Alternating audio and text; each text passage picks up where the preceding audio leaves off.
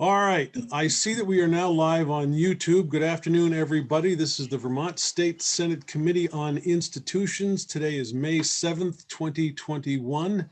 My name is Joe Benning, and I am the chair of the Senate Institutions Committee. We also have on with us today Senator Mazza from Grand Isle, thank you.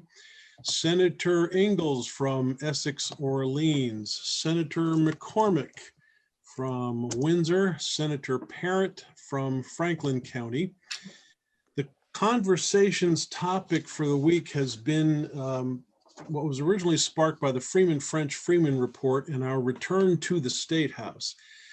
I want to say a couple of things preliminarily to try to speed the conversation along, because I've recognized that many people have been under the impression we are forced into making a choice between option A and option B, as appears in that document. In fact, that document is not cast in stone by any stretch. If you read the very first paragraph, you will notice that it is couched in terms of COVID-19. COVID-19 is evaporating as we speak as a rationale for how we approach our re-entry into the building. Zoom is always available in case COVID-19 rears its ugly head, but we are starting to change the narrative and recognize that COVID-19 will not be the driving force in the conversation, either today or when we return. The point behind that is I didn't want anybody to spend a lot of time exasperated, like we had some folks earlier this week saying this is absolutely unacceptable and banging the gavel and all that stuff. The nutshell is we are opening the tip of the iceberg to talk with stakeholders about what they see as preferences for when we return to the State House. The Freeman report does, however, spark conversation, and that is wanted. We have an understanding that you folks are all stakeholders and part of the process, which is why we've sent out invitations to you to weigh in on whatever your thoughts are. It literally will become a roundtable conversation. That's okay. But I do recognize several of you have hard stops and need to get out of here as quickly as possible this afternoon. The other thing about all of this, I don't know how many of you have actually testified in committee lately, but we are on YouTube. We have an absolute unknown as to what our audience looks like on YouTube. For that reason, I try to keep all of this conversation at the 50,000-foot level, literally asking you as you identify yourselves to give a very brief biography on who you are and how you fit into the government process. That is important for those people who are watching us for the first time and may not have ever had an opportunity to know what goes on in these kinds of meetings. With that, I am going to turn immediately to Karen Horn, who's the first on my list, and I do understand has a hard stop. Karen, again, if you are speaking and I hear you use a term that we are familiar with, but I don't suspect the audience may be, I may interrupt you and ask you to clarify as we go. And for the rest of you witnesses, the same thing will apply. So Karen, welcome to Senate Institutions, and I'll leave the floor to you. Thank you very much, Senator, and thank you for inviting us in. And thank you also for saying we're part of the process, not part of the problem. My name is Karen Horn. I represent the Vermont League of Cities and Towns.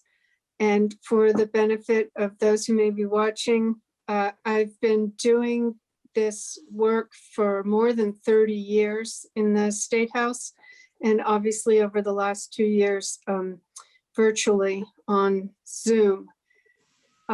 So I did have just a few comments, and I will be fairly brief. In some ways, live streaming has made the State House far more accessible than it's ever been before. And we hear this from our members. We remind them constantly that you can watch committee action and State House action on YouTube that you can ask to be invited in, and the committees will do that. And right now you can do it on 5 minutes notice, which is really a huge improvement over having to drive potentially for hours to get to the State House to testify on a particular topic. I did write an op-ed last spring regarding the increased transparency that the Zoom has provided to us. It's a double-edged sword, though, because you really never have any idea what's going on in the background. So if you're a habitual occupant of the State House, we spend a lot of time in hallway conversations or in the cafeteria talking to people, and that just doesn't happen now. You have no idea what's going on behind the curtain. And so in that respect, it's a little bit less transparent than it has been in the past. We do think that remote meeting capacity and live streaming has to be continued for every committee going forward. And we realize that there are physical constraints with respect to that, but the public has really gotten used to it. And I think you would hear from a lot of people if that was suddenly not available going forward. We do certainly agree that you have crowded committee rooms. They were petri dishes before the pandemic ever started. And we're not going to be able to go back to that.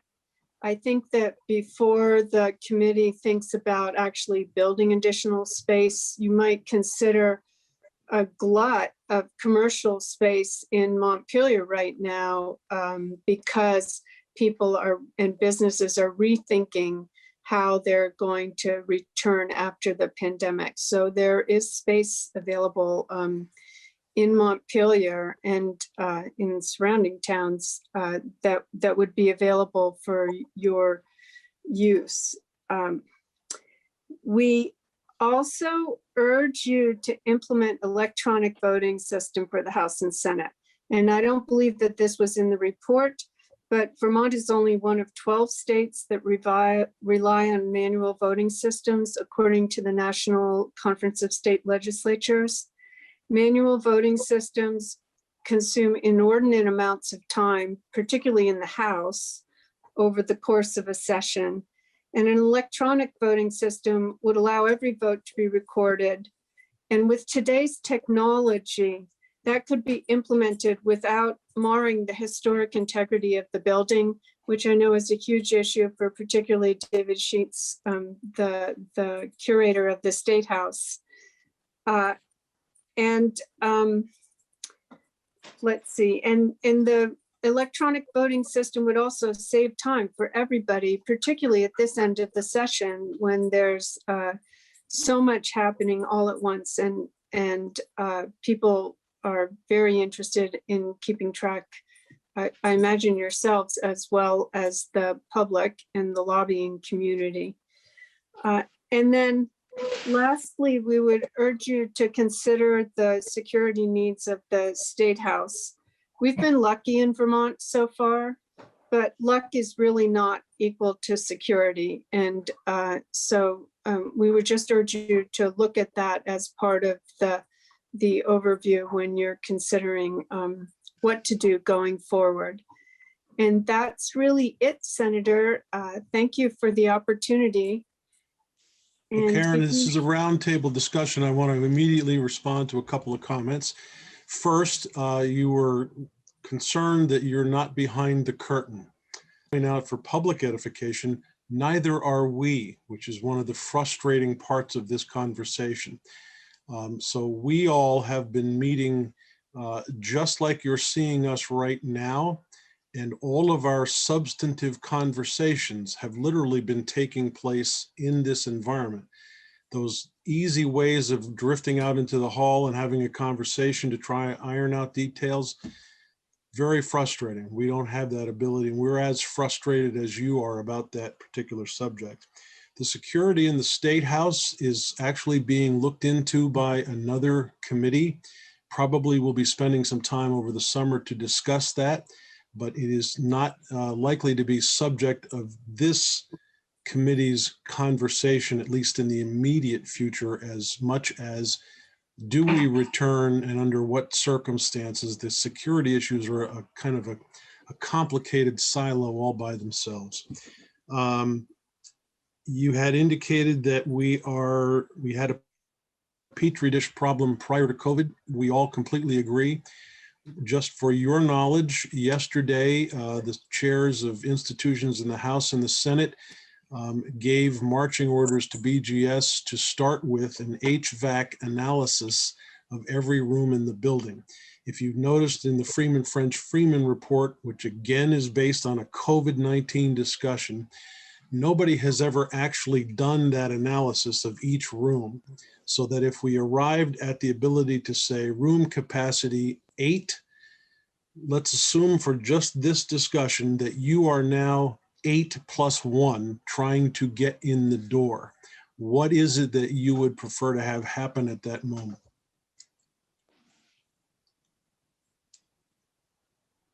So for us, I think it would be important to have a remote option if Okay. you can't get in the door. And we understand that that's going to have to be an issue. I think that after the pandemic, a lot of people aren't going to want to get in the door if it's beyond whatever the appropriate capacity is. Right. Okay. And by the way, for everybody's sake, my head is going up and down as I'm listening to you. I'm not trying to multitask. I'm actually trying to take extensive notes in these conversations. Committee, any questions for Karen at this point? If not, I'm going to turn immediately to Chris Delia. And Karen, thank you very much for coming to join us. Chris, welcome. Thank you, Senator. Good afternoon, Senator, committee members. For the record, Chris Delia, President of the Vermont Bankers Association. It's great to see you. I very rarely, if ever, get in your committee, so we really appreciate the opportunity. I know Senator Mazza is disappointed. Consider yourself lucky. Yeah, that's what I thought, Senator. I should have said, Chris, before you continue, I should have said to everybody, this committee does love humor, so be prepared to be picked on like we pick on each other. That's just part of the Friday afternoon experience. I would expect nothing less, knowing some of you. I represent the banking industry here in Vermont. We're a typical trade association, so while we perform a number of different functions, working with the legislature here and the administration in Vermont, as well as with our congressional delegation, is very important. I've been with the association for 18 years, so full-time in the State House for that period of time. But my days in the State House go back to 1992, when I started to really work in the building. I ran the Lamoille Economic Development Corporation in Morrisville. And because I was so close, when economic development issues came up, I often got the call, hey, can you come down to the State House? So that's really when I started to cut my teeth on the public process in the building. I think the legislature, but in particular your staff and especially IT, did a tremendous job last year in pivoting very quickly to Zoom and YouTube. I can't imagine how we would have gotten through any type of legislative session without their switching so quickly to the technology that was available to us. And you've continued with that through 2021. I agree with Ms. Horn that I think it has added considerably to access for the public to view what's going on, not only in committee rooms, but on the floor proceedings. And I think that's, as I've said to a couple of people over the last couple of days, the Vermont version of C-SPAN has been very informative and appreciative. That said, I think we all know and perhaps would agree that the activity of creating good public policy really needs to be done in person. You need to be sitting with your colleagues, with the legislators in the room, in the hallways, in the cafeteria and other locations, because yes, it's important to know what's going on in the committee rooms, but just as way of an example, I've lost count of how many committee hearings I've been in this year. When I say in, watching on YouTube, where a particular question has come up that if you were there in the room, you would be able to immediately address.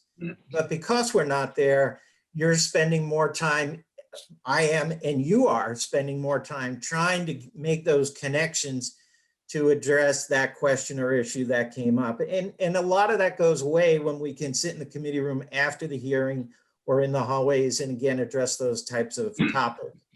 So from my perspective, what would I like to see? I skimmed the report last night. I'm only going to concentrate on the short/medium term proposals that are being discussed, because I remember long ago some of those reports about what we needed to do to expand the State House.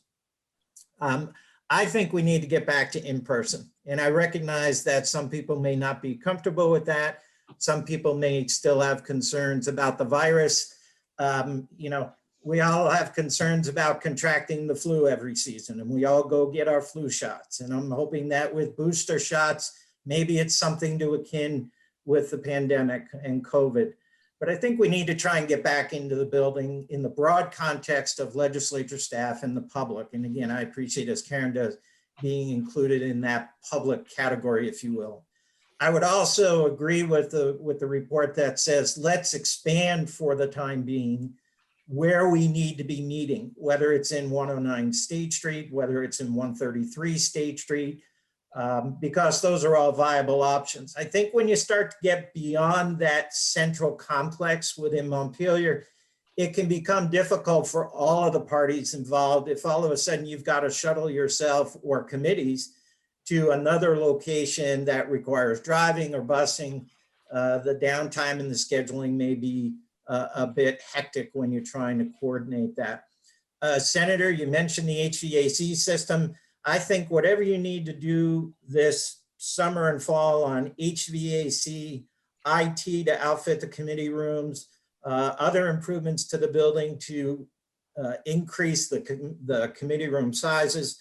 Let's move forward with that aggressively so that we can be prepared to open up in January of 2022. And again, utilizing those other spaces. I recognize and appreciate your comment, Senator Benning, about you being as frustrated as well.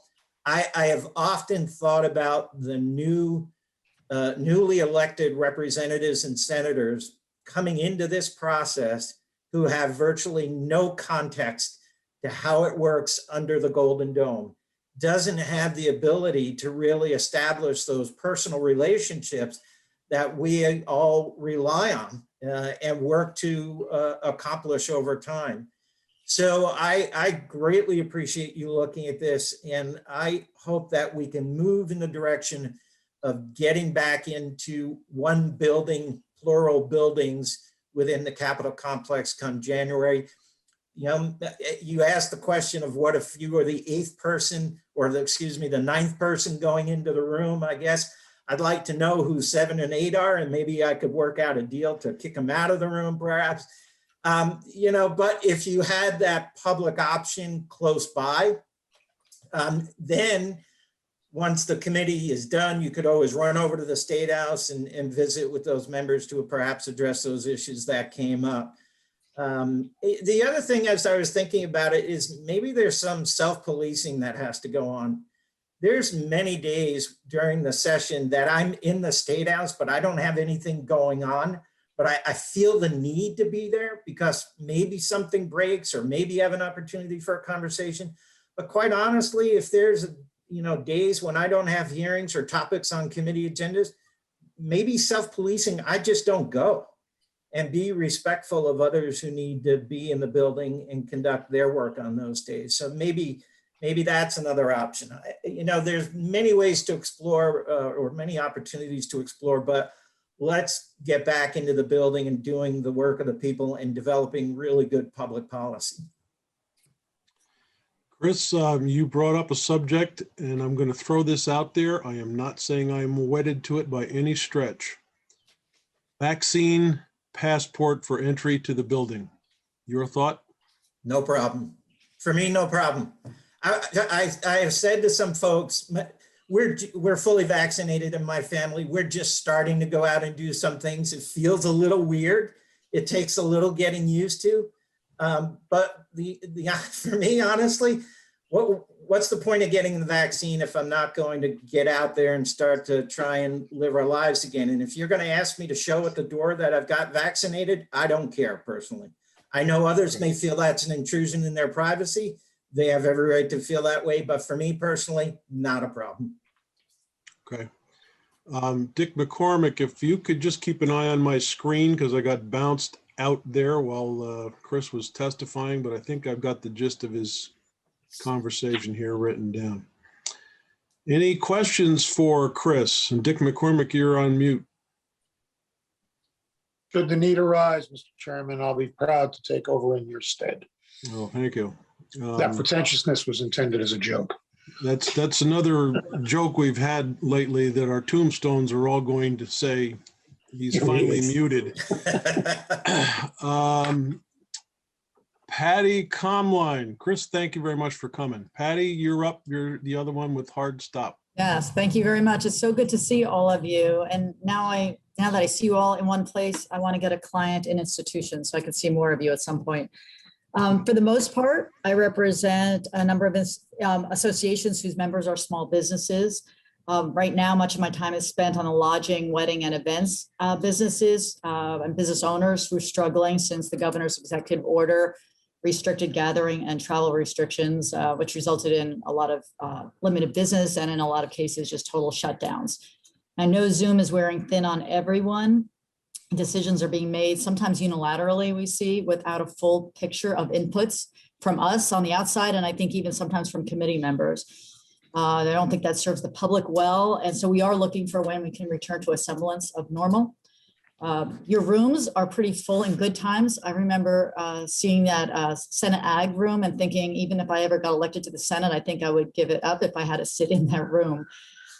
So you're bringing up a sore subject, Patty, because my entire life wraps around that particular room getting moved somewhere, and I can go on for hours about it. But you're right. Yeah, it's bad. And, you know, and they're always crowded, and you all know how sick everyone gets that time of year. It's like a kindergarten. So we do join all the others that have asked for continued streaming. We think your IT people are the best.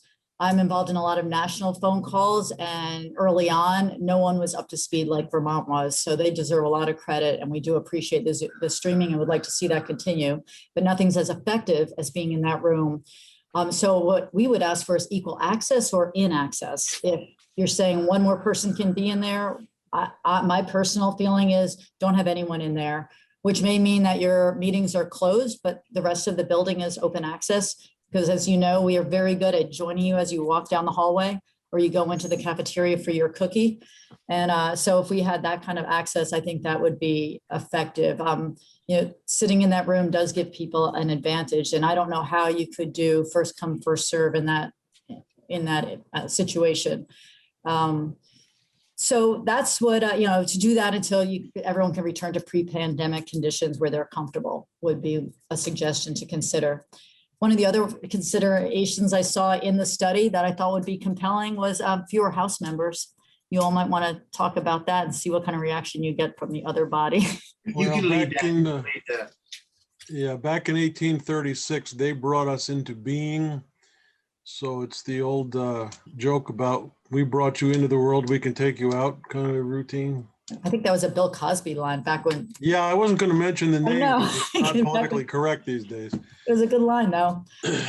Anyway, so thank you for having me. Thank you for all your work. And I know it's tiresome and we're all over it. So we appreciate listening. You had brought up if the rooms themselves must be closed, for instance, to committee members and staff, you would still want the open hallway access, and I'm sure as well, some remote access of some kind somewhere. Yes, oh, definitely. The streaming, we would ask to continue. So many of us could do that from our offices. But, you know, when we need to catch somebody in a hallway or we see something that, you know, we've watched something on Zoom that happened that we need to get over and catch somebody on their break, it would be very helpful. Okay. Some of you have joined us after the initial conversations. I was trying to accommodate anybody that may have a hard stop this afternoon and needs to get out quickly. Is there anybody really pressed for time? Because if not, I'm going to go down my list. John, welcome to Senate Institutions. This is where you jump in quick. Yeah, thank you. Thank you very much, Senator Benning, first for inviting us in. I have been, for those who don't know, and I feel funny talking here too with Senator Ingalls in the picture here, who I feel like I've gotten to know, and he's never seen me before in his life, you know. So that's some of the imbalance that we're going through. That the rest of you have seen me maybe too many times, but anyhow, I've been a lobbyist. John, hang on a minute. I think Dick Maas is ready, winding up for a joke here. Wait, I want to see what it is. Well, she just said we've seen her too many times. And I just want to. Yes, he's okay. Anyhow, I've been in the State House since 1981. I started when I was about 10. I was first there as a representative for 2 terms, and I have been a lobbyist since 1987. I started with a firm that's no longer in existence. No, those people are no longer around. And then I went on my own. I have a sole proprietor lobbying business, and I have had a number of clients over the years. And so I represent multiple clients, as does Patty, who spoke earlier.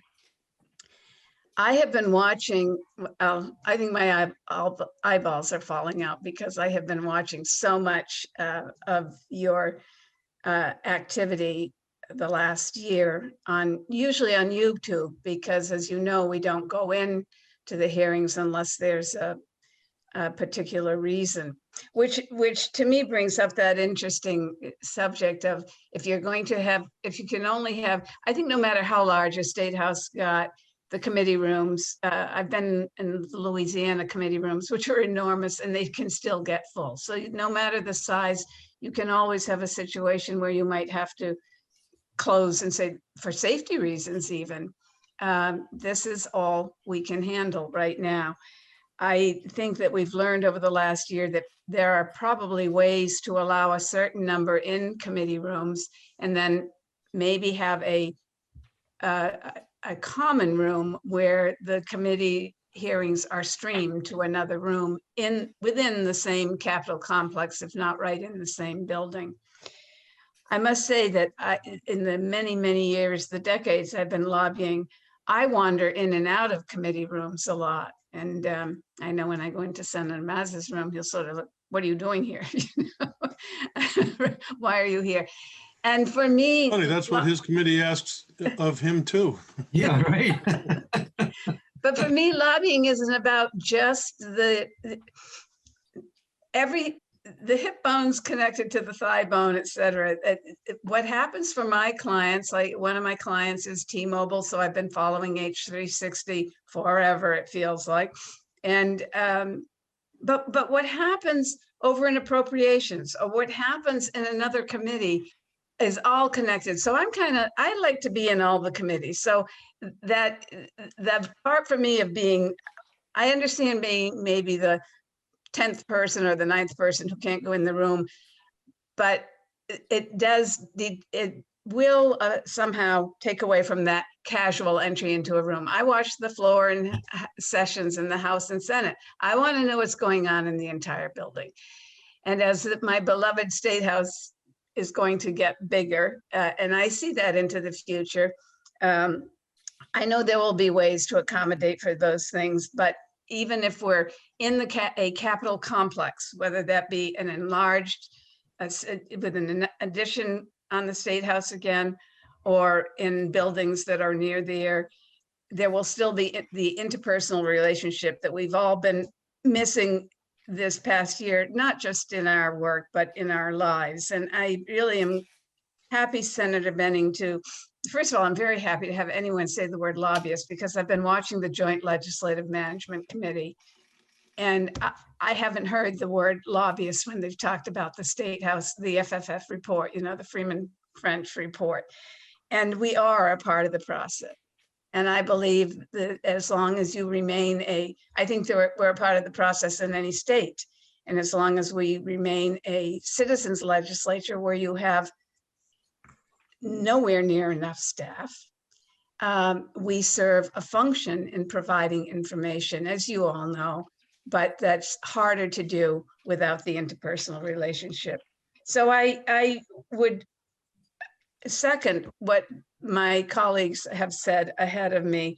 I think that we have a huge task ahead of us. I remember the 1987 addition to the State House, as I'm sure Senator Mazza does too. It's change. Change is hard, and we're going to have change in this building that we've come to love. It's not just a building; it's a museum to me. It's a treasured building, and so I'm happy to see in some of the report that to me the sacred rooms have not been changed, like the House chamber and the Senate chamber and the Cedar Creek room and the governor's office in the State House.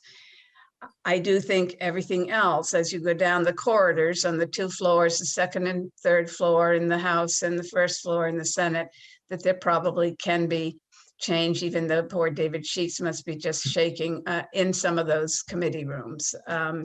I love how he has taken care of our State House, and I think it's a beautiful building. But we are in a time of movement, and I'm also pleased to hear you your committee talk about this in terms of not just COVID. Like so many things have come to the fore in the time of COVID, like I hear childcare from your rooms all the time. COVID has exacerbated or brought to light problems that were already there in childcare. Well, COVID has brought to light problems that were already there in the State House. I have stood in the Senate Finance room, and for those who don't know me, I'm somewhat over 5 feet, but not a big number over 5 feet.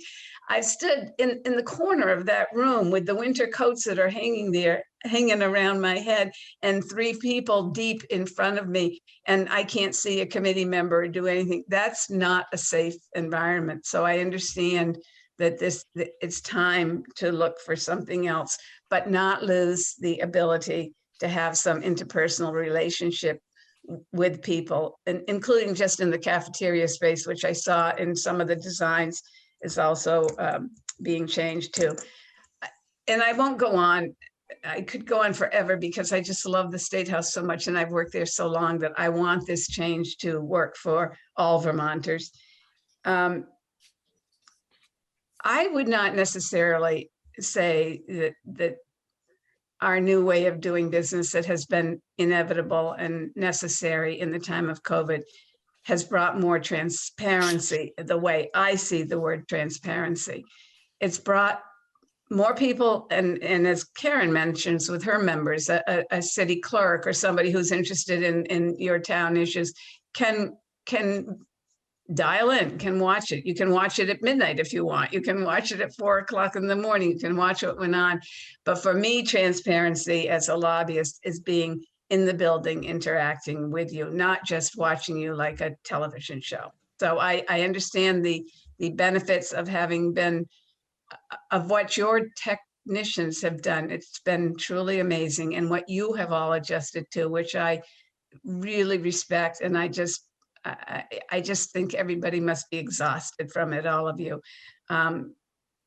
But I am incredibly happy that you're holding this hearing and that we are looking forward to a better tomorrow. So thank you very much. It's good to be here. I will repeat what I said earlier. This is the tip of the iceberg.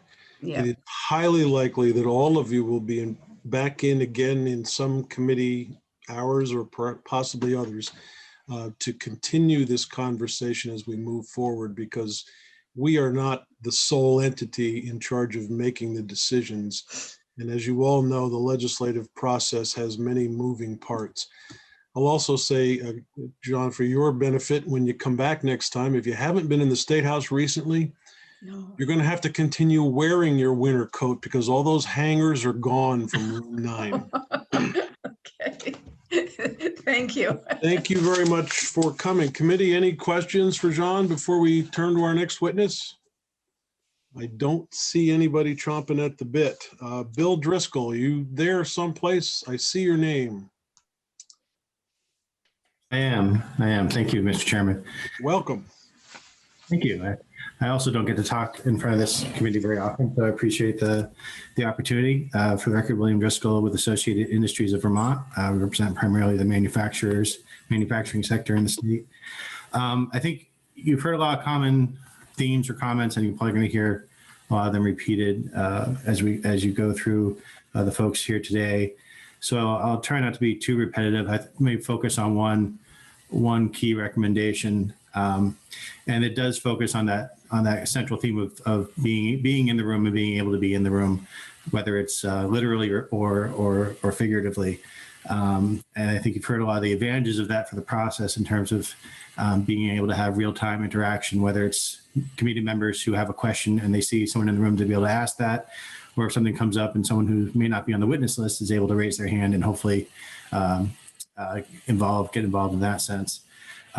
There's also another aspect to that, which I think is also important to keep in mind, and that is whether it's conscious or unconscious, when the only folks who can interact in real time or directly with the committee are people on the witness list, then who is put on that witness list and who is not makes a big difference. And it's easier to, again, not necessarily consciously or deliberately, but it's easier to not hear from some voices and some perspectives if they aren't able to be in the room and actually raise their hand and make that effort to be heard. And so I think that's an important thing to keep in mind as well. And I guess my primary recommendation is something that a bunch of us have recommended along the way here for this current session and the previous one. And that is, especially given that the committee rooms are set up now for remote testimony and interaction online with the technology that's there now, and certainly could be tweaked if necessary, is to take advantage of the capabilities of Zoom to have that virtual committee room where certainly would like to have the opportunity for people to be there physically or in person, but even if, particularly if you're considering scenarios where the number might be even more limited than it is now, to have that virtual room in addition to what's going on. And that would really provide an opportunity, particularly if it's something that people sign up for or request ahead of time and then are there and identified, so that folks on the committee know who's in that room and can call on them if they want, or people in that room can raise their hand virtually to engage just like they would if they were there physically. I think it would be important to incorporate that in the sort of hybrid of live and streaming committee process that hopefully the legislature will continue going forward. Again, I think that's something that's certainly doable. It's capable of being moderated. Folks are always concerned about things getting out of hand online with public access, so to speak. And I think it's a doable thing. I think it's something that ought to be considered. Just like if people are concerned about the wieldiness of it, just like there are literally physical limitations as to how many people can get into the committee rooms previously. I think you could even start out with some sort of reasonable cap on the number of people who can enter the virtual room as well. But some incorporation of that, I think, would be important as a both practical matter and as an important part of the process, the committee deliberation and process there. Bill, one of the questions that keeps popping up, what exactly is virtual going forward? This is obvious one way. The Senate chamber traditionally has a VPR live stream continuing. There has yet to be invented a universal television camera that can sit in the middle of a table and see everybody at the same time. So you might end up with a camera up in the corner of the room that's live streaming. Mm-hmm. So you have any thoughts on what your understanding is of an accessible and acceptable virtual appearance? Yeah, and I think, I have thought that particularly, and I think the way it is set now, where you basically would have a camera where most committee rooms have a screen, I think that camera's view of the room, can pretty closely replicate or approximate what someone sitting in the witness chair would see. So that, yes, unlike now where you actually have, your Hollywood squares of people, it would be the room collectively. But I think it is reasonable and I think doable to have a camera that has a reasonable view of the room as a whole, and folks can engage in that way, whether it's whoever is speaking to you would show up on that big screen, or whether multiple people would be on the big screen. I think those are things that could be worked out with experience or practice in terms of what works best for that. But I think it's at its most fundamental level, I think it's doable. Okay.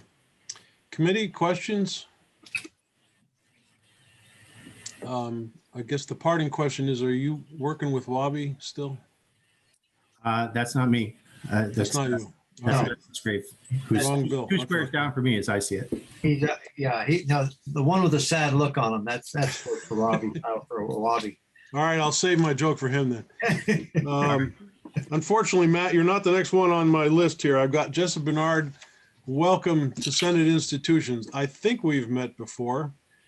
Thank you. Yes, we have met. So I'm Jessa Barnard. I'm the executive director of the Vermont Medical Society. We represent physicians and physician assistants across the state, from all corners of the state, different specialties. So we're a membership association. I have been, I think it's actually about 9 sessions total, with a prior stint and then back in my executive director role in the State House, and I have met several of you in other committees, but actually I don't know that I've testified in this committee before. So thank you for having me. Thank you for having this hearing this afternoon. I really appreciate being asked for feedback on this topic. And I also really appreciate the comment that Zoom is here to stay, or some kind of streaming option. I think especially for our members who are busy healthcare clinicians, to get to Montpelier is extremely challenging, and it has really increased access for that sort of one-time expert witness appearance or public witness appearance to be able to participate virtually. I will say, as a lobbyist who does monitor a lot of bills, it's also been an excellent way to monitor those bills that may not be sort of top on my priority list, but I just want to check in, see what's happening. In fact, I went back and live streamed your hearing with the journalists last night at, 9 o'clock at night, just so I could know what you talked about. So that's really helpful. I will say that the main shortcoming I see is really when you get into the markup type phase of a bill.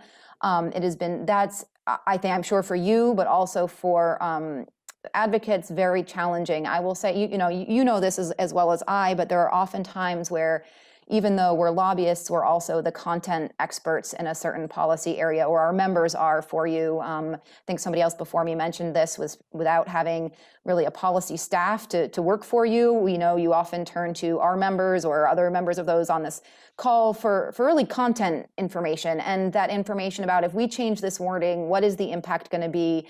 What does this mean for you or the healthcare industry or whoever we're representing? And that type of conversation I have found extremely challenging this session. It's ended up, there'll be a phone call, texts going back and forth with a representative during a hearing while people are also trying to listen to witnesses, and it's very unwieldy. And so that's the time where I've really found not being in the room has had its shortcomings. And in fact, I've heard in committee discussion, I feel like it's actually led to sort of a small c conservative approach to some of the bills that have been taking up this session, where I've heard committee chairs or members saying, we'd love to do more with this bill, but we can't get all the stakeholders in the room this session. So we can't, until we can really have that opportunity, we can't take this farther right now. Maybe we'll do a study this session, maybe we'll create a task force, but we can't really solve this problem till we get all the interested parties together. And I think another year of only some people being in the building and not having the public or the advocates or the experts in the room to hash things out, I think feels like prolonging that process and, possibly leading to not as strong or ambitious policy outcomes as might otherwise be accomplished. I would encourage, and maybe this has already happened, I don't know, but one thing, especially coming from the health perspective, we've done a lot of work with the Department of Health over this past 18 months and ACCD and all of their guidelines. And so I feel like this report takes a very structural solution to the problem, which you would expect consulting architects, but whether there should also be some conversations with the Department of Health, with ACCD around these issues of what other mitigation measures can we put in place besides structural ones, whether that's vaccination, masking, don't come in when you're sick. I mean, I will admit there have been past sessions where I felt like I needed to be in the room. So I was there when I was coughing and sneezing. Hopefully we've learned, I've learned myself, if Zoom continues, you have a cold, you don't come in, whether you're a lawmaker or a lobbyist or the public, you can watch remotely that day. So I think there are some non-physical mitigation measures that could perhaps make the building safer. To respond to the piece about, well, what if you're the 8th person, these rooms are limited size, I echo what a couple others said. Before we get to the point of saying we're gonna stay in these small committee rooms and limit access, I would really encourage looking at other spaces around Montpelier. I think that's by far the first solution from my perspective. I think, not that I've been in a hybrid committee room, but trying to participate in hybrid sort of educational sessions where some people are in the room with the speaker and some people are at home listening remotely. I think that is very hard to moderate. I think it's very hard that the people participating remotely have the same access as those in the room. The people in the room wiggling in their chair, waving their hand, just get your attention more than the little virtual hand in the corner of a Zoom window. So I think if you had 6 people in the room and 6 people zooming in remotely, they might be able to monitor it that way, but to really expect that they can participate, I think would be a challenge.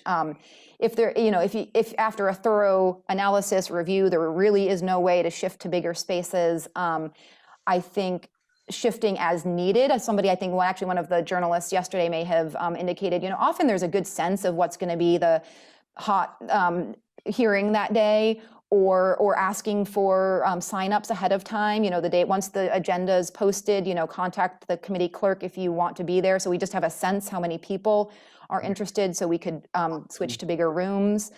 And then I would say maybe a last option would be sort of a sign-up list, just as there is a sign-up list to be a witness, if you want to sign up to be in the room for a markup, something like that. So it's a little more fair than just first come, first serve, or the intern who can get there at 6 a.m. to camp out and put their binder on a seat to hold a seat, which we know happened in the old days too. I just wanted to make one comment about the long-term proposal. I know that's not really the main topic on the agenda for today, but one thing that caught my eye, I noticed that actually did, to me, very few, the only room was, I think there was a large hearing room, but most of those rooms to me did not look like they were actually adding space for public or advocates. Even I think they said the typical the large committee room, their new larger committee room would have 6 public seats, which I don't think is, in fact, I think is smaller than some of the current committee rooms. So just, really a plug that if we are thinking of some big redesign down the road, that really include enough space for those members of the public or lobbyists and press who want to be in the room, and that we not make larger committee rooms that end up repeating some of the shortcomings of the rooms we have currently. So thank you again, and happy to be part of the process, and appreciate you reaching out to us. So there's a lot to unpack in what you've just presented, and we could spend a lot of time talking about some things. I want to say first, with respect to the invitations that are sent out, Bill Driscoll brought this up earlier. We didn't realize until we attempted to do this, you are not a finite group of people, you lobbyists. In fact, I understand there's over 50 pages worth of names that declare themselves to be lobbyists. So trying to get something as simple as this put together is a massive undertaking. And how do you exclude people in order to keep your time frame within the limits of human capacity? I don't know how we cross that bridge. One of the other things that you should know, at least from my perspective as a legislator, when I'm sitting in the Judiciary Committee, for instance, we'll be discussing 3 or 4 bills that day.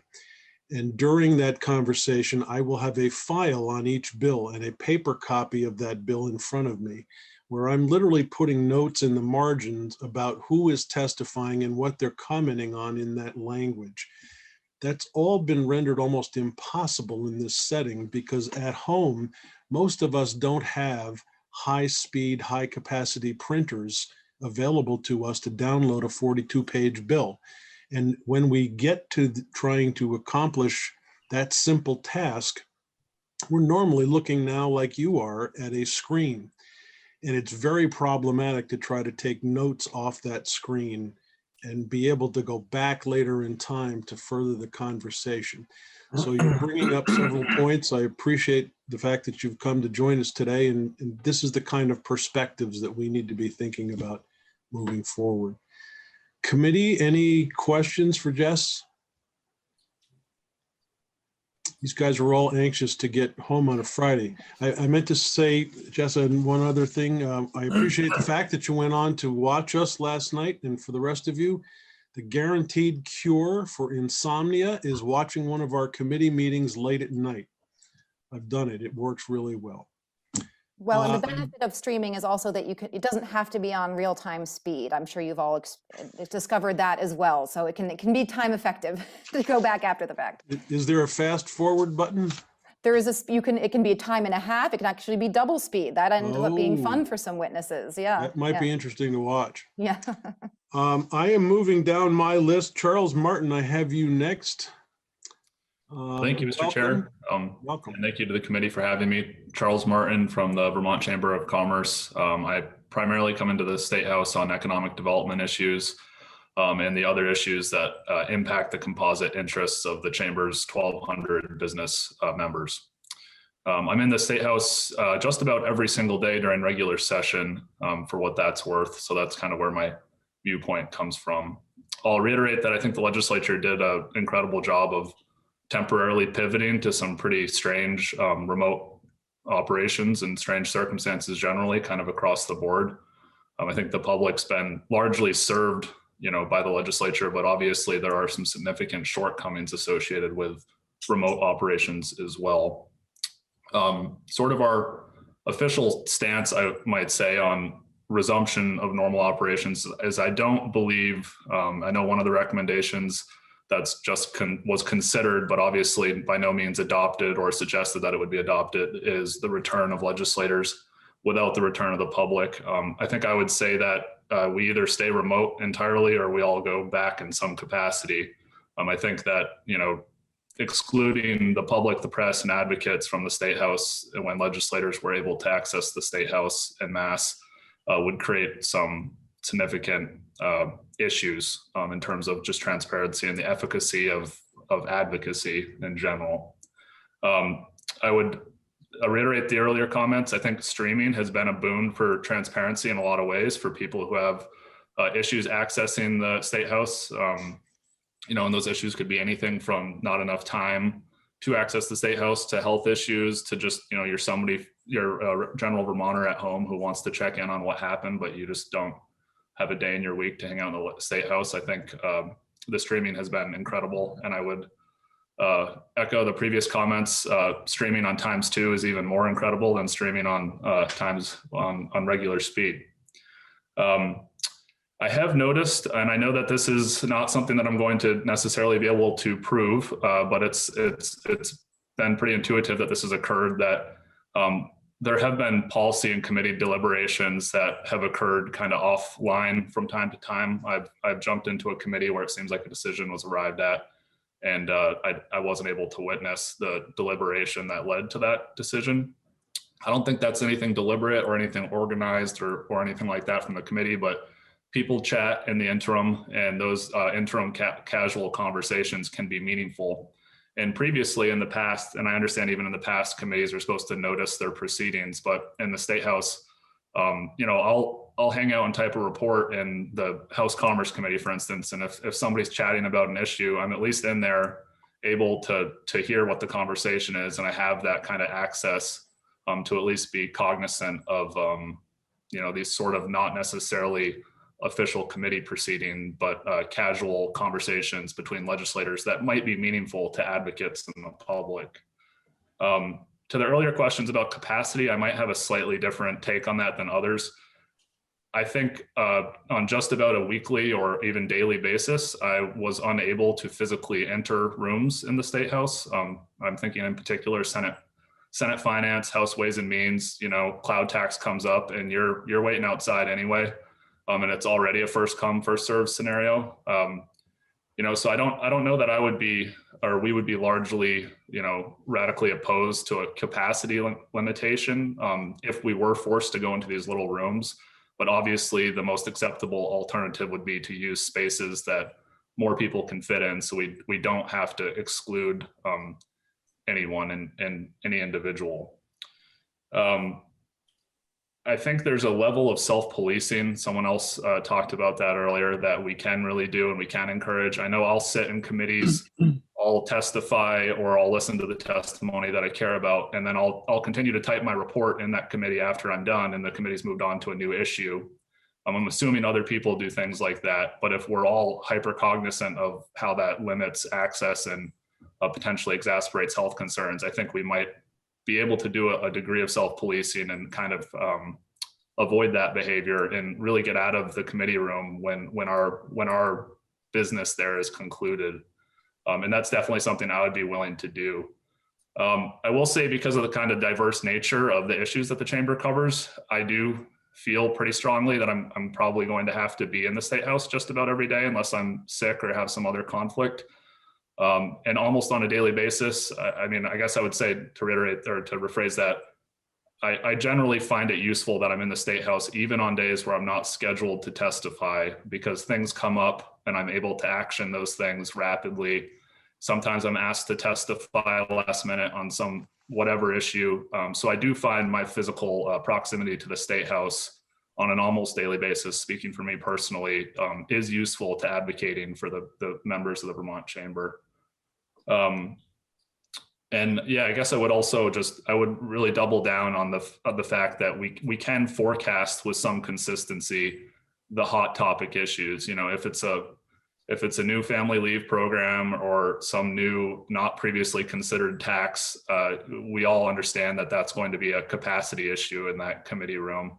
And I think we can potentially even talk to chairs. You know, I might recommend surveying chairs just to get kind of their input on what issues seem to fill up their committee rooms, because I know there are some issues where I'm the only person in that room, or maybe one other person, because it's so obscure and it's such a tiny segment of the Vermont economy that cares about it. But then there are other issues where obviously the entire state is involved in the issue, and those are going to be kind of the committee rooms that have those capacity issues. I don't know that I have a whole lot beyond that without repeating the previous witnesses, but I'll leave it there for any questions. Well, first, let me thank you for coming. I was just listening to you, gazing around the screen, realizing that Senate Institutions is a committee room with 225 square feet. This group of people would be in excess of what I would normally think would be acceptable capacity for air quality, and trying to keep it from becoming a petri dish. Yeah. But I wouldn't necessarily have thought of this as a hot topic issue. And so there are certain issues that are obvious, but there are many, many other discussions going on in committees where you just never know. And then we have to worry about, is there space available somewhere else to deal with it? And so one of our problems, just so you all know, is we have a limited revenue stream to take care of this whole situation. And even though we're receiving federal money right now, the bottom line is some of the proposals that we've seen are hundreds of millions of dollars worth of expenditures.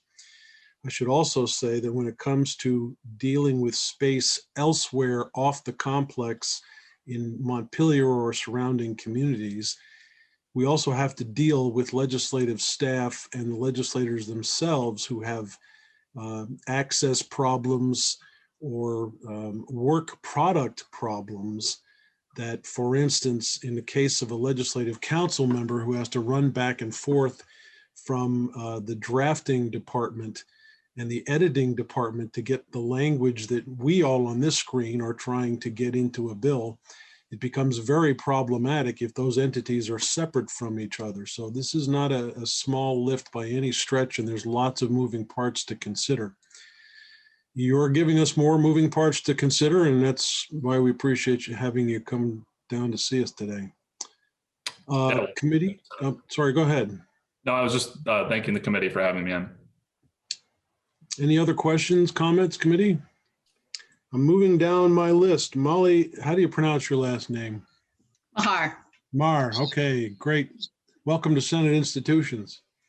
Well, thank you, Mr. Chair, and thank you for to the committee for the opportunity to speak with you this afternoon. This is certainly an important issue for all of us. For the record, Molly Mahar, President of the Vermont Ski Areas Association. We're a nonprofit trade association representing 20 alpine and 29 cross-country ski areas across the state. And I've only been working in the State House for a few years, unlike many people that are speaking here today.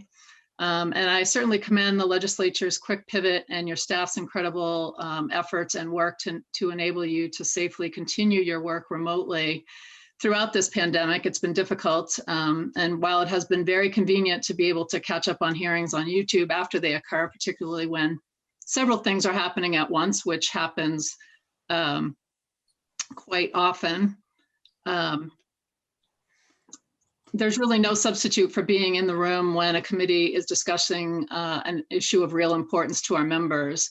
And as you know, and as several other people have mentioned, it's not uncommon for a committee chair or a committee member, knowing who's in the room, to ask a question of a lobbyist to get more information outside of scheduled testimony. And that just can't happen when we're watching on YouTube. An important part of our jobs, in addition to the obvious advocacy for our members, of course, is to bring in information to you, our legislators, about how particular policy decisions are affecting our members, and in turn, how that could influence the state's economy, jobs, demographics, et cetera. And that's really been difficult to do this year. Being able to be in the building is very important for many of the same reasons I've heard legislators mention, just the ability to form relationships with you, to catch you in the hall or over a cup of coffee to discuss an issue. And beyond that, just establish a connection with you as a person who is working to make Vermont a better place for all of us.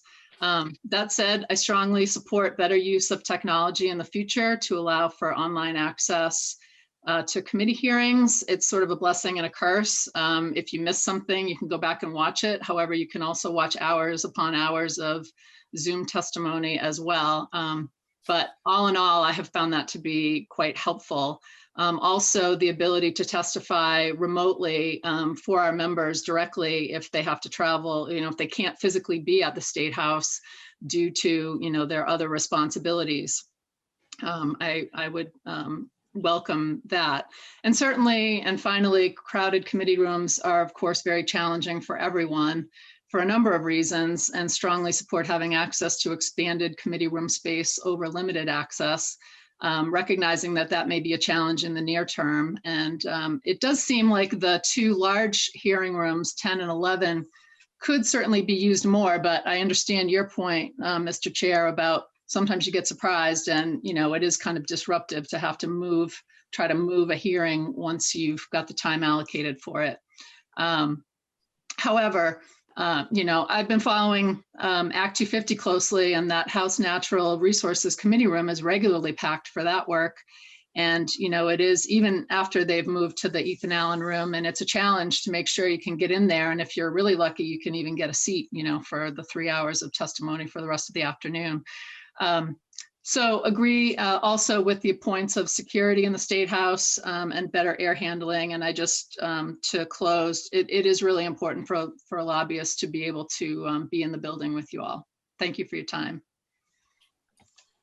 Committee, questions? Molly, we do appreciate you coming. Thank you. Austin Davis, you're next on my list. Welcome to Senate Institutions. Thank you, Mr. Chair. For the record, Austin Davis, Government Affairs Manager with the Lake Champlain Chamber, which represents about 1,000 members and upwards of 60,000 employees in the state, predominantly in the northwest corner of the state. I think, as the old saying goes, I think everything's been said, just not everyone's had a chance to say it yet. And I know that I'm standing between you folks and a lovely Vermont Friday spring afternoon. So I'll try to keep this really brief because I think I haven't really heard much by way of testimony that I don't agree with or that I wouldn't want to say myself. I think there's a couple things though I will say. I really think, as many of you know, like I'm possibly one of the youngest people on this testimony list, and I probably have the least time in this state house. I think I've been there now about 7 years. I think, Senator Parent, you and I started about the same time in the state house. You were just a representative and my parents' rep. And, it's just been such an experience in the last 7-8 years to just grow in that state house. And I think it gives me, being that early in a career, kind of gives me a unique perspective. And that I think really our citizen legislature is incredibly unique. And I think having the state house be such an open public space is just an asset to the state of Vermont. And I know it sounds hokey. I just don't know any other way to put it. And I think that it comes down to a great deal of just empathy that gets built for other people. The political divisiveness that you see in other places in the country, in the world, we're not exempt from them. However, I just think that having those cramped committee rooms, I think to some extent, having to share limited elbow room with the person next to you while in a committee room just does build that sense of like, this is a true person. They have the best intentions for Vermont, as we're both kind of just suffering through this warm committee room together. And all because, we both have our perspective on what's best for this state we love. And we're willing to just sweat in a late spring day in our suits, through our suits or our nice dress clothing, in order to get that perspective heard. I just think that, it's honestly such a special thing. And from, when I was an intern in Shumlin's office, right on through, I've just been hooked because I just love being in that building where there have been so many amazing public servants, and I know so many more will follow me. And I would just be sad, honestly, to think about it changing too much and losing some of that unique character. I mean, I think about politics at the national scene, and there's an older gentleman whose opinions I really take to heart. And I remember him telling me at one point that he saw political divisiveness really start when members were able to start loosening their ability to be present and were able to jet off to home or fundraisers or whatever on a regular basis. And, committee meetings were less frequented, and they didn't have to sit around and start forming those relationships. And that meant that there wasn't a great deal of empathy. There wasn't that I trust that you're doing this for the right reasons type of thing. So that's just something, I think hasn't been highlighted at this point in the conversation that I think I just want to highlight. On the things that have been talked about, the 8+1, I think that's a really interesting, that's a conversation point where I think from the Lake Champlain Chamber's perspective, I think it's an all or nothing. I think, as Patty kind of put it well, when you start having that first come, first serve, and you start making choices about who can be in the room and who can't be in the room, you start to kind of degrade folks' trust in the process a little bit, because they start wondering, why is it that person? Why not other people? And I think, Justin made great points about just kind of the inequity of treating some people being in the room and some people being out of the room. They're two vastly different experiences. And I think just some of us have had times where we've had witnesses call in, and I can think of one time that there was a snowstorm and I called in as a witness. It's really just a different experience. You don't get the contextual discussion that's happening in the room. I'd agree with a lot of the folks, that that there's a lot of off air time that's really important. There's a lot of on the fly, especially towards the end of the session when folks are doing snap committee meetings, where it's important to be around and be there and be able to run into the committee room. I can sympathize with the fact that these rooms get really crowded. I mean, I remember a July veto session in Tony Klein's House Natural and Energy. I guess that was Natural and Energy at that point.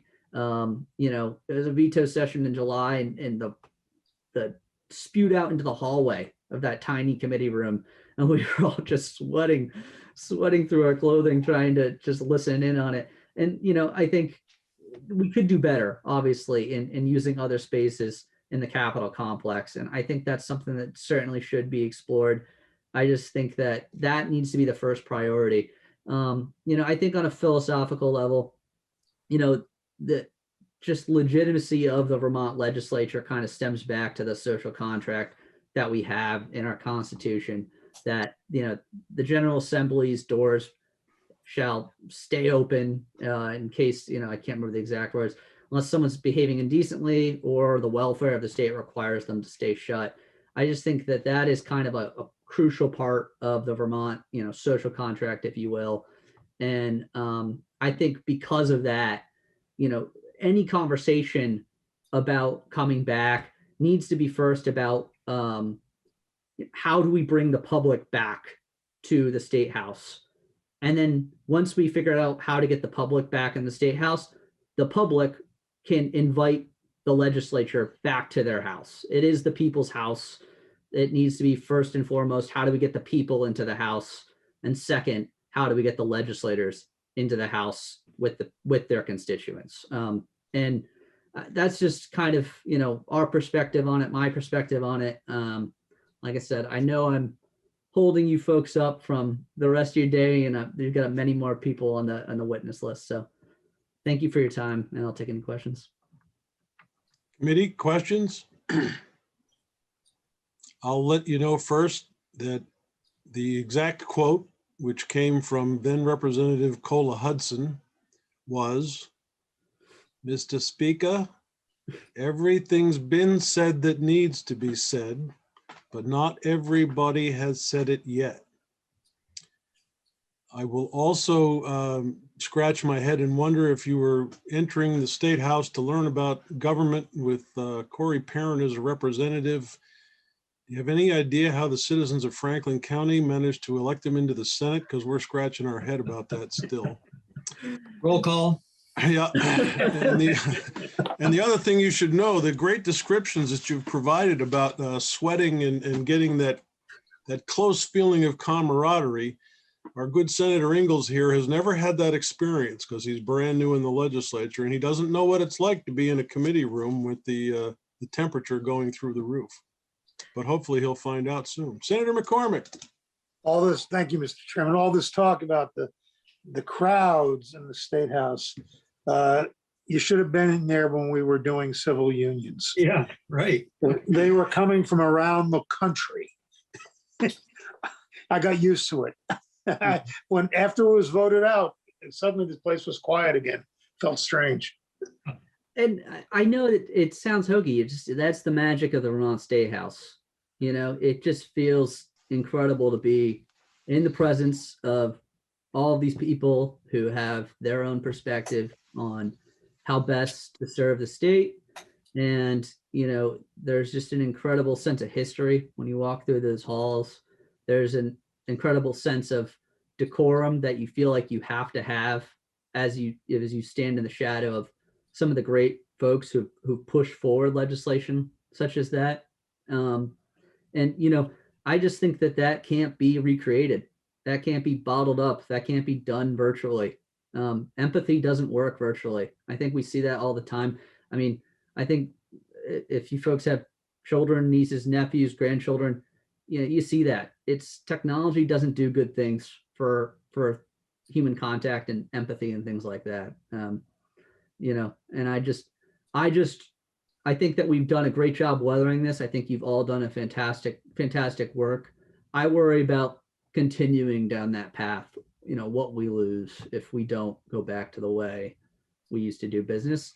And I think first and foremost, like I said, needs to be about how do we get anyone in the public who wants to join in, and then how do we get the legislators in? Because that's the Vermont way. Appreciate you coming, Austin. I'm going to go down my list to my predecessor on the Vermont Human Rights Commission, Terry Corsons. Welcome to Senate Institutions. And even though I'm younger than Austin, I have fewer years at the State House. But Terry, you're breaking up on me. I don't know if you can switch off your video. Perhaps that'll clear the conversation. does that help? Or am I still switching? Well, I can hear you better right now. Let's see how we go.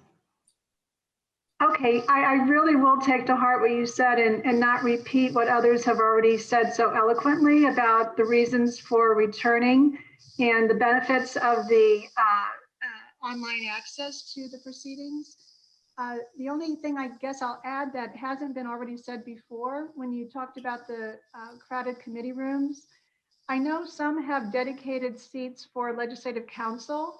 So perhaps dedicated seats for whoever's scheduled to testify might help. And then again, if the room is too crowded, if we have the ability to listen and hear and talk with people in the hallway, I think that will go a long way towards addressing, any inadequacies. And I apologize, I can't tell if you can hear me or if I'm still breaking up. Well, we can hear you. You're a little bit weak in the volume, but we can hear you. Okay, well, really honestly, as I said, I don't want to repeat what others have said so well. So on behalf of the Vermont Bar Association, and we see ourselves ideally as a resource to legislators. Normally, I'm asked to bring in lawyers who might be versed in a particular area that a bill pertains to speak in support of it and maybe to point out unintended consequences otherwise. So however way we can best facilitate that, that's what I favor. and that does involve being there in person so that somebody can grab me to say, hey, we've got this coming up. Do you have any, can you speak to it or make arrangements? So, we're happy to abide by whatever protocols you all determine are best to achieve that. Okay. Committee, any thoughts, questions for Terry? Terry, is there a chair, member of the board, or the bar, or? There's every year a different president who sits on the benchers. Okay. All right. Didn't know if he was a good member or not. That's all. I don't know. They keep accepting my money every year for my dues payments. Oh, are you saying? No. Well, we are thrilled to have your chair as a member. Well, and honored. The committee wants to know where we file our complaints in the future. She says she's thrilled and honored to have me. They obviously have a very low bar for their standards here. Terry, I want to thank you very much. Sure. Go ahead. I do hope whatever is allowed that I can bake from time to time. Yeah, committee, if you don't know, Terry bakes some of the best cakes that we have ever had at our disposal at the State House. Sometimes you walk into the Cedar Creek room and there's a huge cake for some reason. It's probably Terry who's behind it. But if you happen to get to know her really well, she knows how to cook one heck of a chocolate cake or bake a chocolate cake for your birthday. So Terry, thank you very much for coming along. Matt, I'm going to move to you, and Paul Burns. I'm not purposely trying to keep you last. I was frankly hoping that Vince Aluzzi was going to be on the screen so I could purposely point out he was going to be last, but I haven't seen him yet. You're following Matt, just so you know you're on deck. Matt, good afternoon and welcome. Well, thank you, Mr. Chair and committee, for having me. You all know who I am, but for the folks on the call, my name is Matt Musgrave. I'm with the Associated General Contractors of Vermont. We're the trade association that represents the road and bridge builders, vertical commercial construction, as well as we have a contingency of home builders. And we employ somewhere in the tune of 15 to 18,000 Vermonters in any given year, depending on the economy. So first, just get straight to the point and let you know what our position is. We believe one of two things should happen. Either one is you should hold a hybrid session that would allow people that felt comfortable returning to the State House to do so. And for people that weren't comfortable returning to the State House could choose not to. The vaccine is a real thing. Some people are choosing not to take it, but we believe that's one of those steps that we've taken to get back to normal. And another witness had brought that up earlier. The second thing, if we don't return in person, is I would ask the legislature, again, as we asked the legislature early this year, to only focus on must-pass bills, including the budget, including any kind of COVID considerations that we may have, but to stay away from policy that's not absolutely 100% necessary in that year, because as we've seen this year and other witnesses have testified, it's really hard to draft complex legislation that makes a positive difference for Vermont when you can't hear everybody out there. Of course, our first choice is returning to a hybrid setup. The reasons I have that desire is, number one, we talk about engagement with politicians. I'm going to change that script a little bit. I think the engagement with other advocates has been a huge loss for me this year. And I don't mean the advocates that I agree with. I mean the advocates that I don't agree with. I really missed the opportunity to sit in the lunchroom with someone that I'm on the other side of a position from and have a conversation about why they got to their position. What are the reasons they get there? Oftentimes they educate me because I don't know why they are where they are. And I'll name one specific policy. When I was working with an association that represented property owners, was working directly with CLF, Conservation Law Foundation, on putting together the stormwater rules that are helping keep our waterways clean. I learned a lot of stuff from sitting with Rebecca Weber and the crew from CLF, as well as the Lake Champlain Committee, that I needed to learn, that I was able to bring back to my members and explain to them, well, we understand that you don't want to have to get a permit for this, but the alternative to getting that permit is a dirty leg, and the real estate that you're selling or own is going to lose value. So does it really hurt to get a permit? So I learned stuff by meeting with other people that don't necessarily agree with me. And my second reason for wanting this is when we don't have that opportunity to sit down and learn from each other, we're constantly in a position of dehumanizing each other over these calls because we're not looking at each other face to face.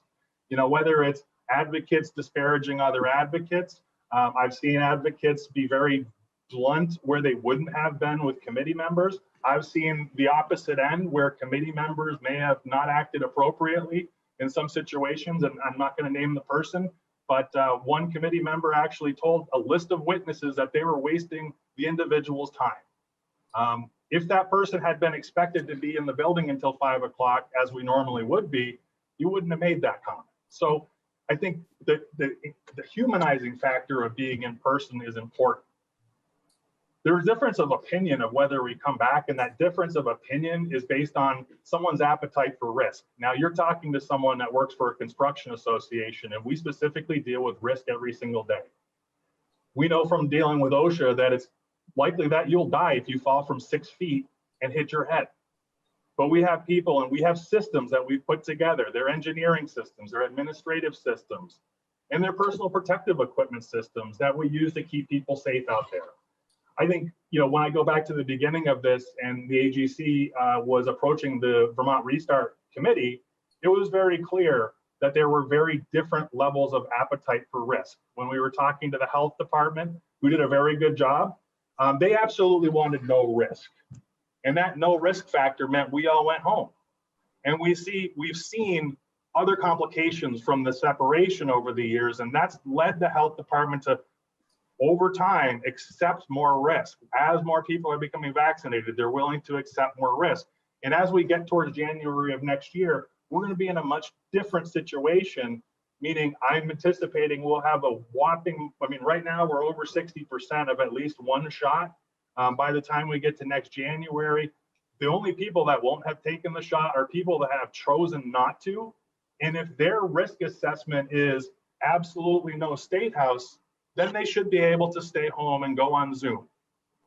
But people that have gone out, taken the vaccine, and feel like it's a calculated risk to come into the state house, maybe wear a mask, make sure we're washing our hands a little bit more, that should be the choice of the individual. I myself was the beneficiary of the Petri dish back in February of 2020. I don't even know if it was COVID because we weren't really talking about it, but I was out for a week sick. It happens. It's a risk that we take in the world when we go out there. I also had an idea. I'm not sure we're going to get to it today, but I'm aware that H438, the capital construction bill, has not crossed the finish line yet. And for a long time, I've been listening to conversations about improving, expanding these rooms. And when I look at the Capitol Complex map, we've had discussions, just so everybody is clear, we're the construction association. We've discussed internally Aiken Drive properties. That's a large piece of real estate that the state has with state buildings. And there's only a few people in each one of those buildings. My friends at BJS may not agree with me on this, but we have talked here about creating a larger Capitol complex over there, what it would take for us to do that. And this may be the catalyst to get us to make that decision point that it is time to modernize the way that we're doing business so more people can get involved in these committee rooms. We can use the State House a little bit less formally than we do now. But we've envisioned being able to put, you could put a garage over there, improve parking in Montpelier, and do all kinds of great stuff. And I think that's something that we can explore. Last but not least, I have a personal reason that I'd like to come back to the State House. And I think everyone on this committee knows who my boss is. I would like to come back to the State House for 5 months out of the year, please. To get away from Lobby. To get away from Lobby. You know, I keep offering people like you my condolences, and I keep expecting to hear something snarky remark back from him, and I never hear it. It's like, well, he must just hear that so often it just comes and goes. Robbie doesn't have like a virtual state house designed on a computer for all of us. You were doing great, Matt, till you mentioned Wabi. Please, you're really sounding great. Well, so with all joking aside, most of you may not know my personal experience, how I landed up in front of you today. I spent most of my career selling real estate. It was a great career. I enjoyed it. I made good money doing it. But I got involved working with our board of directors, and I got on our government affairs committee, and I began testifying in front of your committees around 8 years ago. It wasn't long after I got involved with the board of directors that our government affairs director left. And they looked at me and they said, Matt, you're the only one crazy enough that loves this process enough to want to do this.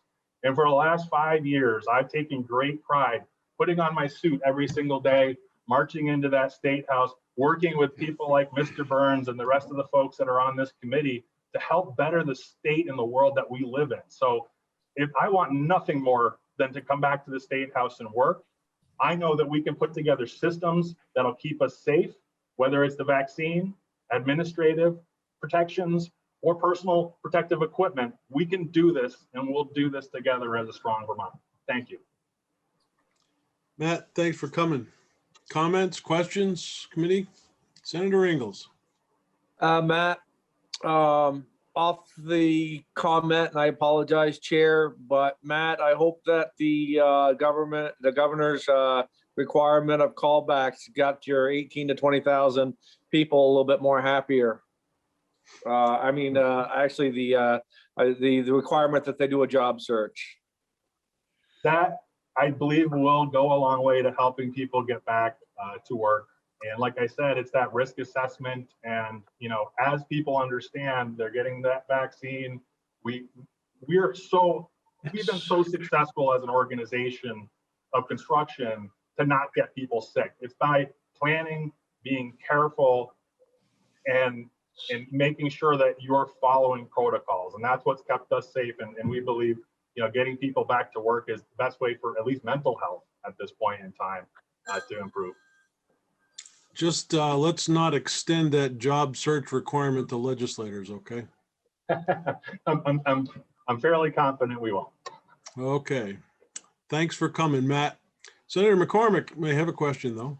Yes, thanks. I just want to thank you for your comment about the value of dealing with people you disagree with. It's such a fundamental underlying issue that it never gets mentioned because we're always more focused than that.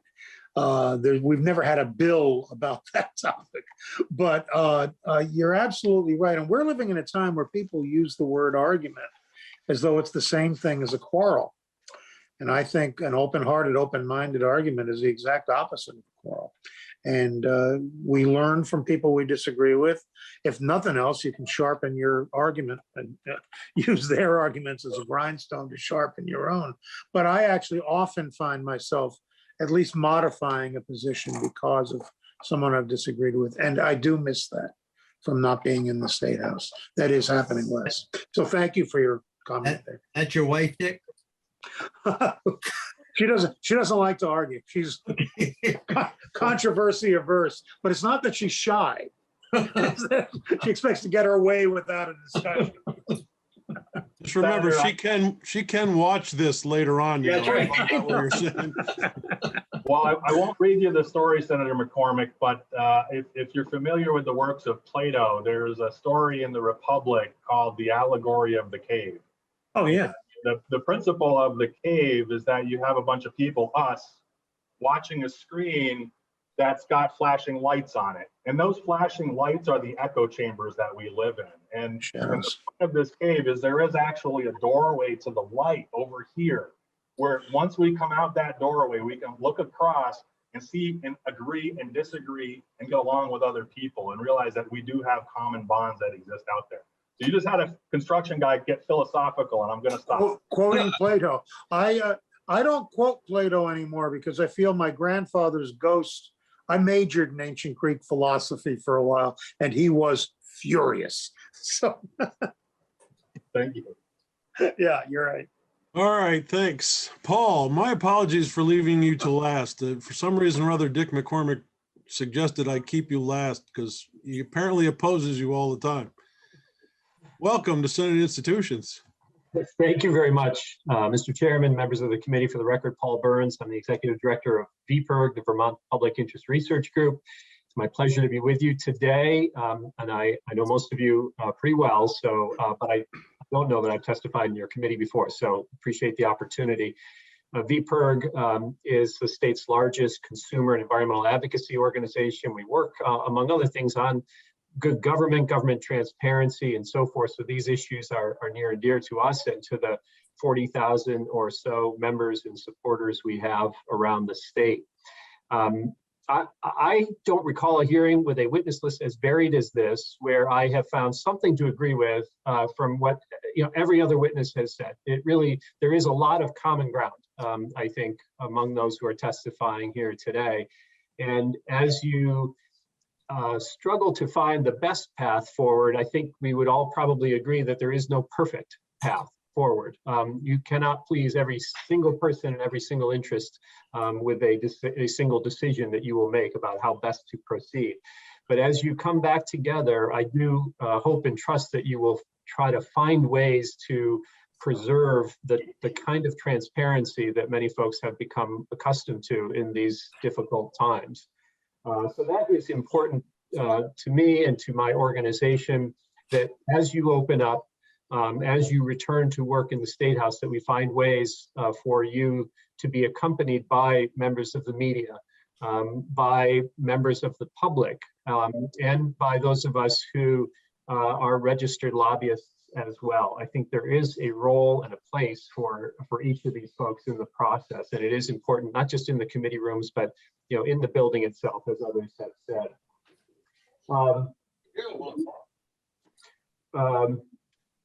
When you are looking for other space, I don't know whether you're going to move quickly toward construction of other space nearby, although maybe that's not a bad idea to consider that as well.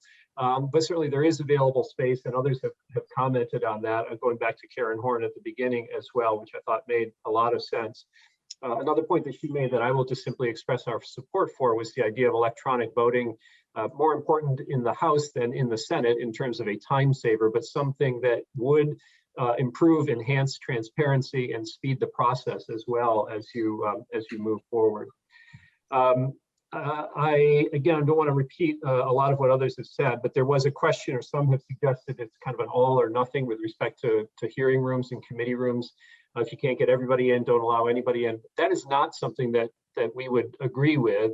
We understand that there are space limitations, and those space limitations may be even more limited, and I think we will listen to the health professionals on what those appropriate limits ought to be. But allowing for some, even if you can't have everyone in, I still think makes sense. Let's do the best we can and augment that process with the best possible virtual technology. And here I think I agree with Bill Driscoll and others who have talked about having at least one camera in that room and having some sort of real-time capacity to monitor the committee's progress as we can have now. Not Brady Bunch style, but in the best possible way. And so I would not say all or nothing. Use the space as best we can. Perhaps have more meetings in a different location if you are anticipating larger meetings. All of that makes a lot of sense to me. It was also suggested that you should limit, though, the issues that you take up.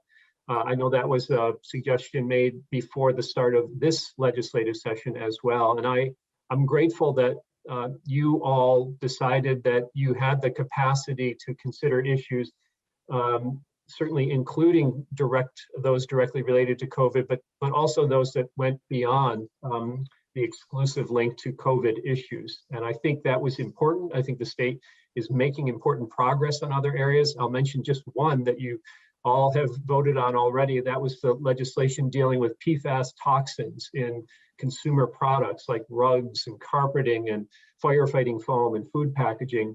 That legislation, well, not without some controversy, and people on this testimony list today have taken different positions on it, but it has passed now unanimously in both the Senate and the House. There is a slight relation to COVID in that, but it is not primarily a COVID-related piece of legislation, and yet doing it this year means that we will take action sooner that could help to protect public health a little bit sooner in this state. And in so doing, create a model for other states to follow as well. And there are lots and lots of benefits that will come from that. So it's just one example of where I think you made the right decision in not limiting the issues that you take on to being those that deal exclusively with COVID and those topics moving forward. So keep up the good work. Each committee has its area of focus, and I appreciate that, and I'm confident that you can continue to do that successfully as you move forward. I think that with respect to the seats in the room, I just have one thought is, others mentioned saving seats for legislative council. I think if there's another seat or two that I would think of reserving in a room or allowing in that room would be the media. Most importantly, it really is critical that the media be the eyes and ears of the public in these processes. Witnesses who are lined up to testify, obviously I can see the logic in that. You might also consider maybe more frequent breaks as you're meeting in person and rotating the room a little bit. Maybe that's, there's a fairness that will come from that. And others have said too, and I agree with this, that I think we will all need to self-regulate more so that we could work more collaboratively, at least with those that we're working with on a particular piece of legislation, so that you don't need somebody from VPIRG and CLF and VNRC, et cetera, in a room, and maybe one of us can handle that. And I think that there's going to be an interest in that naturally as we move forward, and perhaps we would see a little bit less crowded atmosphere anyway. But those are my comments, Mr. Chairman. And again, I really appreciate the opportunity to speak with you today, and appreciate your focus on this important issue. Thanks, Paul. Committee, any questions? Paul, I want to thank you for coming, and to you and all the rest who are still on the screen. It is very important for all of you to walk away understanding that the legislature appreciates that you are all stakeholders in the process. We may not often exhibit that, but as we think through this process, it really becomes apparent that the moving parts of this building are not limited to the legislators themselves. The empathy that Austin was talking about is not just a component of the legislators themselves, it is the interpersonal interactions with people who are coming and going in the building. I know that there's often jokes about lobbyists, just as lobbyists have jokes about legislators. I remarked yesterday that as a lawyer, I have to go to continuing legal education courses. And one of the funniest and hysterical course I ever went to was when Legislative Council gets together every year and they produce a really great production on legislation that was passed the previous year. And if you really want to hear jokes about legislators, that's a great place to go and visit when you listen to them talk about us. And I say that with friendly regard, because those people are also part and parcel of the empathy that is required in the building. And having all of us talk about how we interact with each other is really an important part of the process of trying to figure out how to rebuild as we go forward. So I want to thank you all for taking time out of your day. Committee, just so you know, I think this is our last gathering together for the year, unless we have to come back, which I'm sure we will do, because I know the House is working on a few twists and turns in the Capitol bill. We will have to get back together one more time, but officially for committee testimony, I think this is it for us for the year. Say it ain't so, Joe. Say it ain't so, Joe. Yeah.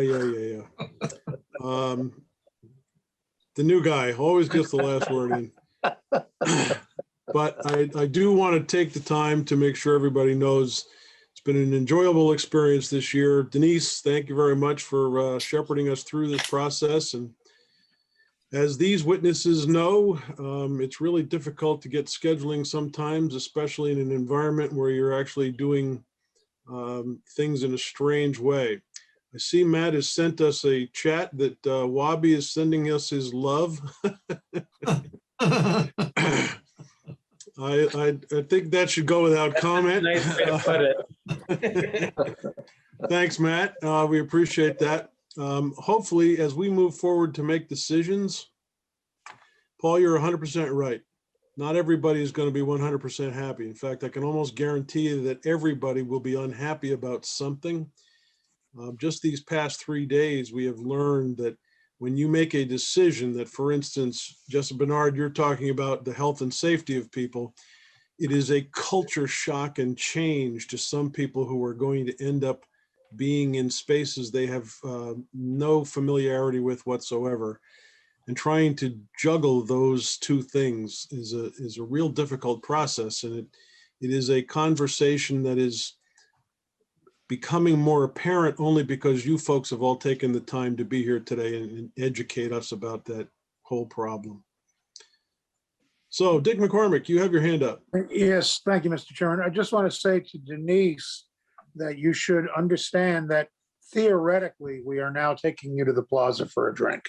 Oh, great. Great. In theory. Yeah. Yes, we raise a glass to you, Denise. Thank you very much. Bending is paying. All right, we're gonna call it, and you can take us out of YouTube.